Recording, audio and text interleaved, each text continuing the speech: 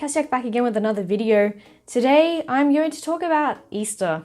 Well, not just about Easter, about holidays in general where food is involved, but Easter so happens to be around the corner. More specifically, Easter with people with allergies to dairy and other things, of course. I've said this before in my previous videos about what it's like living with EOE and differences between allergies and intolerances and stuff. Pretty much when it comes to the holiday season, if you are a friend or a family member who knows that someone has allergies and wants to get them a gift, the best thing you can get them is something that is not food.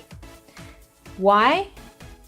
Because it is just simply too risky. I know that sometimes it can feel not as great, but at the same time, it's a little bit better feeling for us if you get us something that we can't have and you've been really excited about giving it to us because you think it's safe for us, and then it ends up not being when we check the ingredients. That's hard on us as well to then go back to you and say, I can't actually have this gift that you thoughtfully picked out and tried to make sure was safe for me, but I can't have it anyway. Like, that hurts everyone. And so in order for everyone to be happy, either get them something that doesn't involve food or involve them in the process. Because the last thing you want to do is surprise someone with allergies with food, especially if they're anaphylactic. That's the worst thing you could do.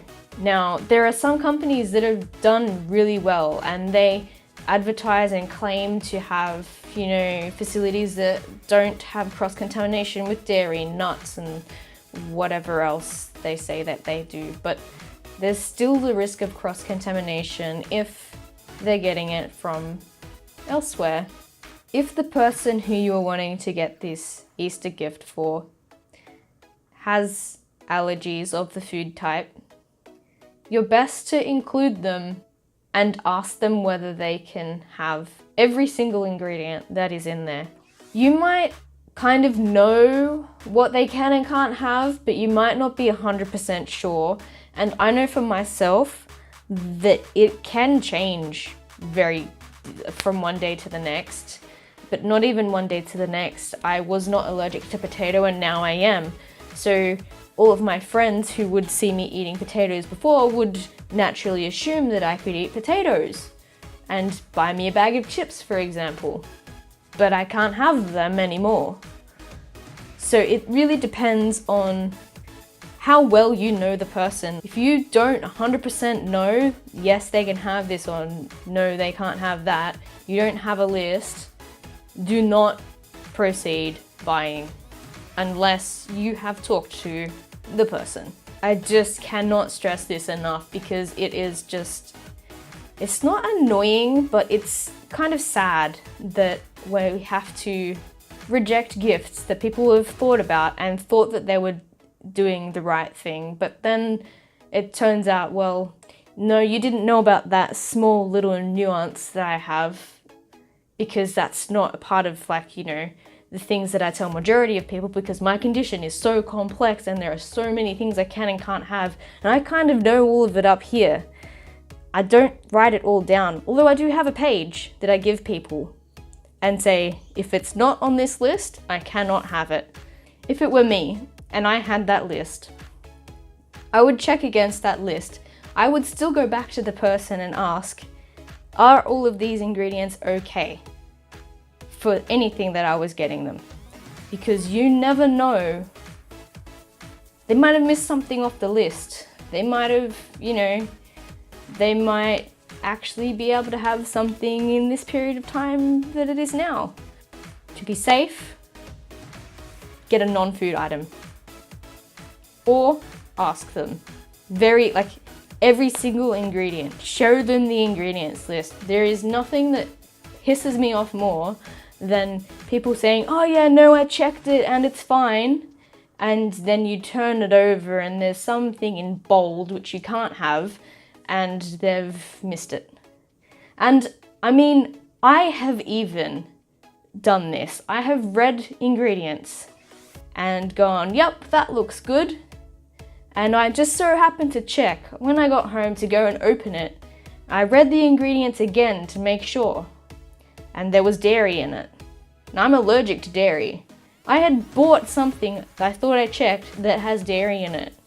So I cannot stress enough that you need to get it double checked by the person, or if it's a kid, their parent who is looking after them, because that parent probably would know what they can and can't have if they're a minor. So yeah, it's so easy to miss ingredients. So it's always good to get them to triple, quadruple check.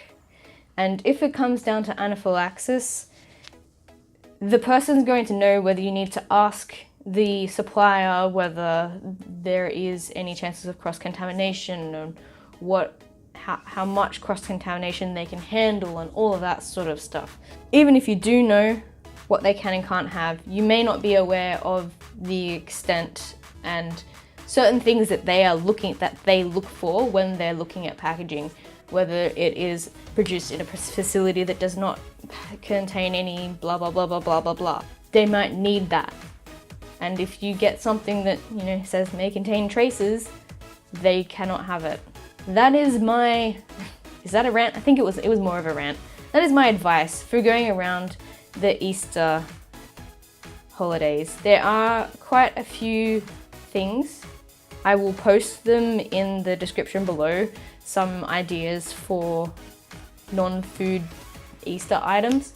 Comment below if you have any questions on anything got to do with allergies, intolerances, EOE, and I will be answering them. Let me know if there are any videos that you want to see answers in more detail for as well. I think that we need to spread more awareness about this stuff. It's getting a lot better these days, and I thank goodness for the veganism, because there's so much more dairy-free stuff these days. I went to the freezer section in Woolworths the other day, and there was a whole door of dairy-free ice cream, and I was just kind of like, wow, there was only one, and that was So Good soy ice cream, and not everyone can have soy. And there was coconut ice creams, almond ice creams, soy ice creams, and the Magnum dairy-free ice creams, which are actually made out of chickpea protein. So many. There was just one back in 10 years ago, whenever that was, 11 years ago. So good. So, thank goodness for that. But if you need any tips or tricks on things, make sure you follow me on Instagram. I am posting on there with things that I find that are kind of cool or interesting or yummy. Lately I've been not so good with my elimination diet, so slightly naughty, but I'll try and get back onto more elimination diet specific stuff, because elimination diet is super hard to get super interesting things. I have probably about 5 recipes or so that I do want to show you guys. Yeah, let me know, give me feedback, hit me up on Instagram if you have any questions. Happy to have a chat. And as always, thanks for watching and have a great day. I hope to see you at the next one.